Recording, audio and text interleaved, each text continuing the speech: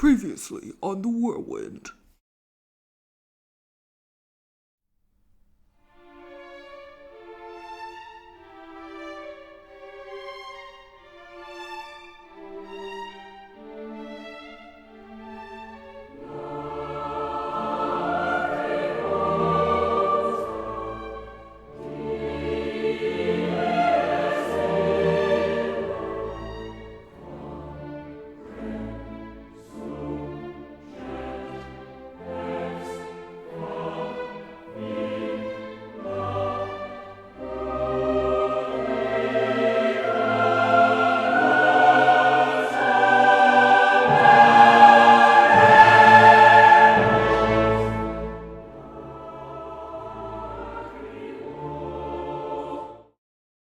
It didn't have to be this way.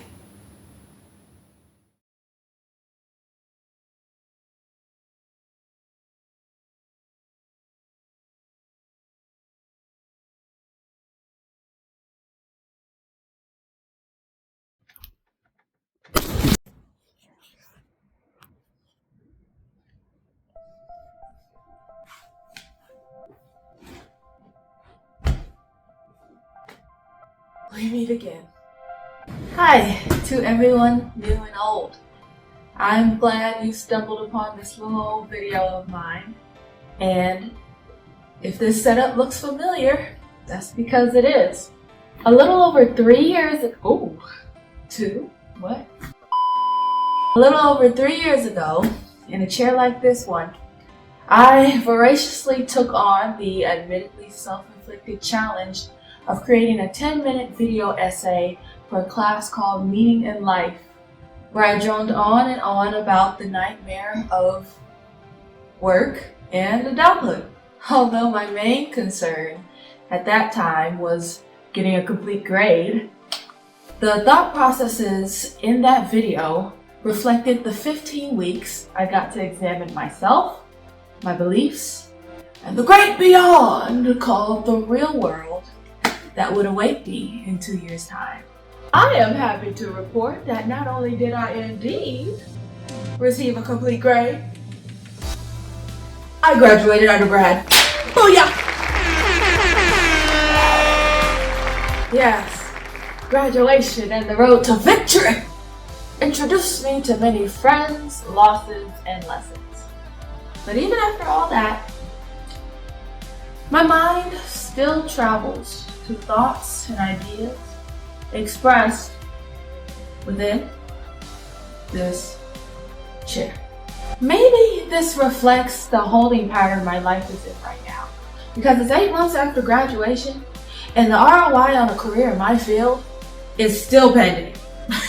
Update, this might be changing very, very soon. Yay!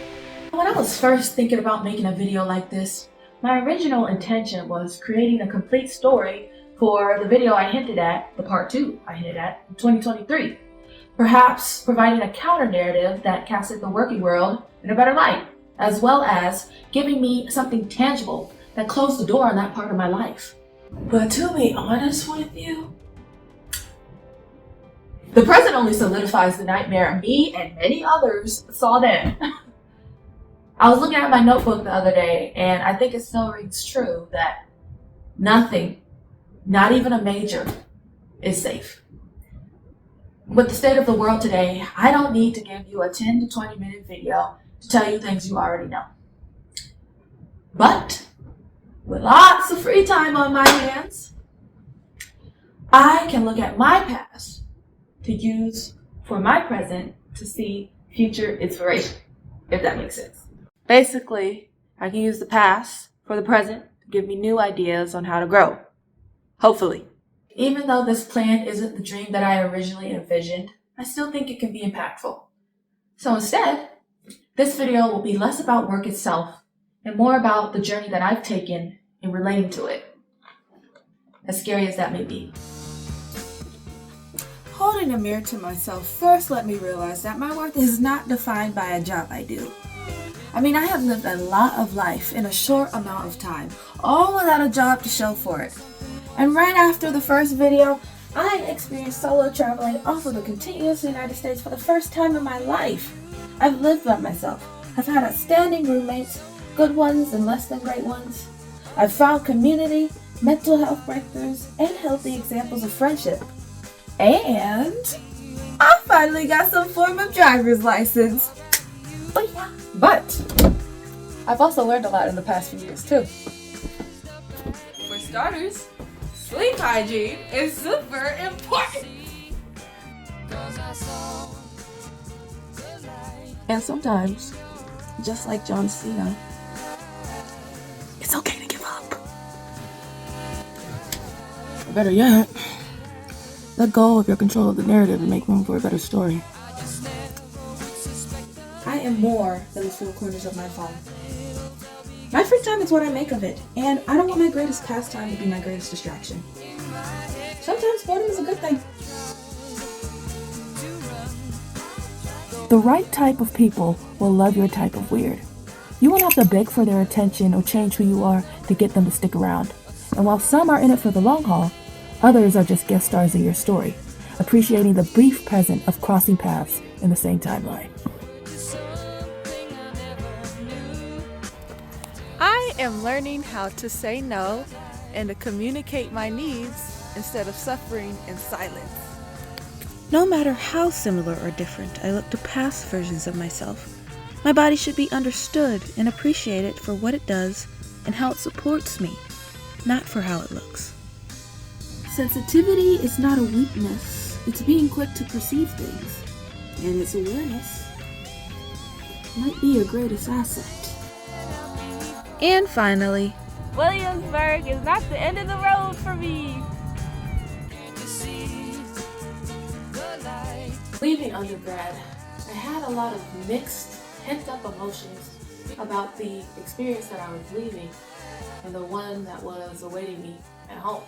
Naturally, one can see this transition with a range of reactions, from feeling free, proud, rebellious, and imaginative, to feeling lost, overwhelmed by unrealized potential, confused, afraid.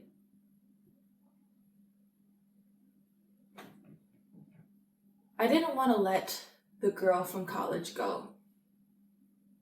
But in reality, I never lost her. If anything, I came to the realization that I was only giving her memories to propel her into the future. I don't claim to have a solution for all the problems in the world, and I don't really see any rebuttal to the things that I said 3 years ago.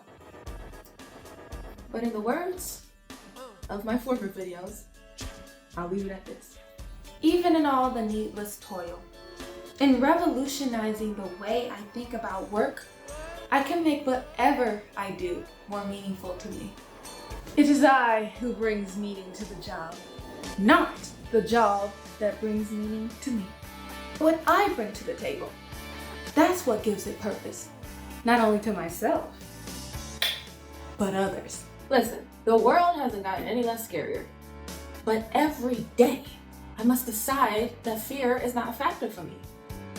Coming to this point in my life has made me choose that, and because of that, I choose to fight for myself every day, to honor the little voice inside myself that saw vision and hope in every dream she had from way long ago. So, with epiphanies, hard truths, and simple ideas echoing louder than the first time I heard them, I devote myself to being a light in the darkness.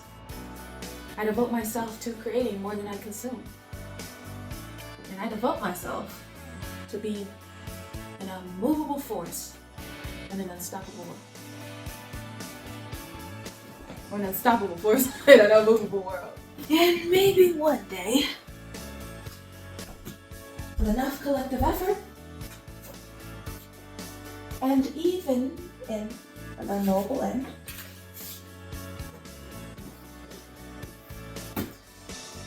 maybe that nightmare of the real world will turn into a sweet dream.